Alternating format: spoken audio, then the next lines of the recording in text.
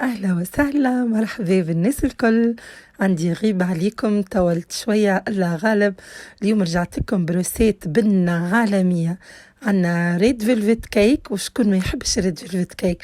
شوفوا كل كوش وكل بنة، حاجة نظيفة تعملها في دارك، تعرف لي زانغريديون اللي انتي عملتهم بيديك، كل شيء قدام عينيك، ياسر ياسر بنينة. نتعدي ونعطيكم الريسيت بالديتاي، تبعوها ولا يهمكم. عندنا 3 كعبات عظم يكونوا بحرارة الغرفة. عندنا 280 جرام سكر، 10 جرامات سكر فاني. عندنا لهنا 190 مليلتر زيت قطانية، وهوني خذيت 300 مليلتر رايب وإلا البن.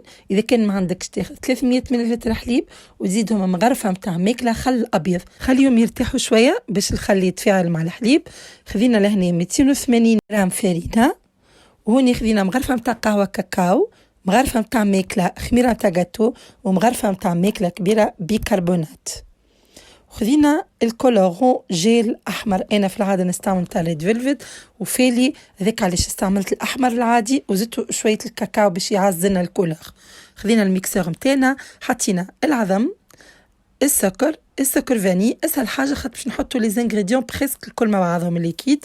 زدنا الزيت وزدنا معاهم الحليب اللي مخلط بالخل، وعملنا لهم ضربه بالميكسور صغيره جست هكا يتجانسوا كل مع بعضهم. زدت توا الكولورون ما يقابل المغرفه متاع ماكله كبيره لين تحصلوا على الكولور هذاك، وراهي كي تدخل للفور الكولور بتاعها يزيد يفتح. ذاك علاش انا عززته بالكاكاو باودر. حطينا الفارينة والخميرة والبيكربونات، خلطناهم شوية باليدين، بعد عملنا لهم ضربة بالميكسور، وباش نحطوهم في لي دو مول اللي أنا حضرتهم. مول القطر متاعو الواحد 20 سنتيمتر. تكستور بتاع الجاتو مازمهاش تكون خاثرة برشا، مازمهاش زيادة تكون جارية برشا. نقسمهم على 2 مول وندخل طيبهم 35 دقيقة على 180 درجة. بعد ما حضر الكيك متاعنا وخرجناه ما نمسوهوش، نخليوه لين يبرد كومبليتمون، ومن بعد نخرجوه من المول.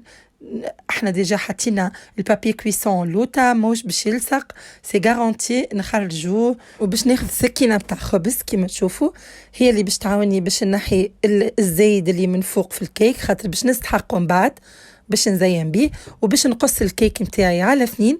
برشا يقولوا لي راه ما نجمش نقصها، سهله برشا. نرسموا الخط في الوسط بالضبط بالسكينه، وبعد نتبعوا الخط هذاك ونقصوا الكيك. تخرج مقسومة على 2 أنصاف قد وشوفوا كيفاش بالضبط جات. تو باش نتعداو نعملو سيرو دامبيباج، 250 مليلتر ماء، 125 جرام سكر، حطوهم يغليو على الغاز لين يذوب السكر.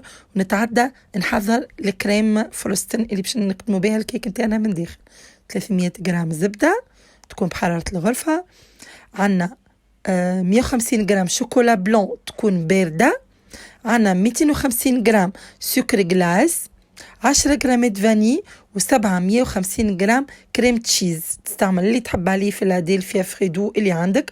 باش نخدمو الكريم تشيز متاعنا بالفوي، ما نخدموهاش بالفوي. حطيت الكريم تشيز، حطيت السكر جلاس والفاني، نخدموهم بضربة صغيرة بالفوي لين يدخلوا فك السكر وما يعملوناش الغبرة على جناب. وبعد باش نحطوا الفيتيس أقصى ما يمكن، ونزيدوا الزبدة والشوكولا بلون لين تحصلوا على التكستور هذايا. الكريم تشيز ما تحبش الخدمة برشا باش ما تجيناش جارية.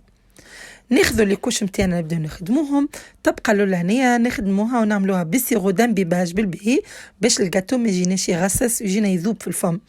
نحطوا الكوش اللولانية، ماذا بينا نستعملوا بوش في الكريم باش لي كوش الكل يجيونا قد. نحطوا الكوش الثانية وننزلوا بيدينا بالباهي باش لي كوش الكل يلصقوا في بعضهم. نكملوا بنفس الطريقة نخدموهم، كل كوش نعملوها بسيرو دامبيباج ونحطوا الكريم تشيز، نغلفوها بالكريم تشيز من برا وندخلوها ترتاح حكاية نص ساعة في الفريجيدير. وبعد نخرجوها ونعملوها أي زينة تحب عليها. أنا اخترت حاجة سامبل هكا من برا.